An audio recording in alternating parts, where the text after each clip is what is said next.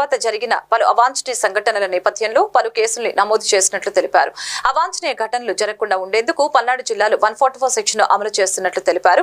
గొడవలకు పాల్పడిన వారిపై కేసులు నమోదు చేసి అరెస్టు చేయడం జరుగుతుందని తెలిపారు. అందరూ సంయమనం పాటించి ఎటువంటి ఉద్రేకాలకు పోకుండా ఉండాలని అన్నారు. మాచర్ల మరియు నర్సరావుపేట నియోజకవర్గ పరిధిలో 20 కేసులు నమోదు చేసినట్లు తెలిపారు. దానిలో అక్యూజ్డ్ అరెస్టెడ్ ఇవన్నీ ఇన్వెస్టిగేషన్ లో ఉన్నాయి. ఆ డీటెయిల్స్ అన్ని ఒకసారి ఫైనలైజ్ అయిన తర్వాత తెలియజేయడం జరుగుతుంది.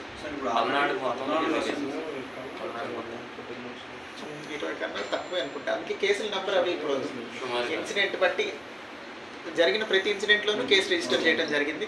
ఆ వివరాలన్నీ ఒకసారి ఇన్వెస్టిగేషన్ ఫైనలైజ్ అయిన తర్వాత మీకు ఇస్తాం. కొంతమంది పోలీస్ సిబ్బంది మీద వచ్చినటువంటి ఆరోపణలు కొంతమంది సస్పెండ్ అయ్యారు, కొంతమంది చర్యలు ఇప్పటిదాకా అయితే సార్ 144 సెక్షన్కి కర్ఫ్యూ లాగా వ్యవహరిస్తున్నారు సార్. లేదండి, అంటే షాప్లో అంటే మేము ఏమనలేదు. ముగ్గురు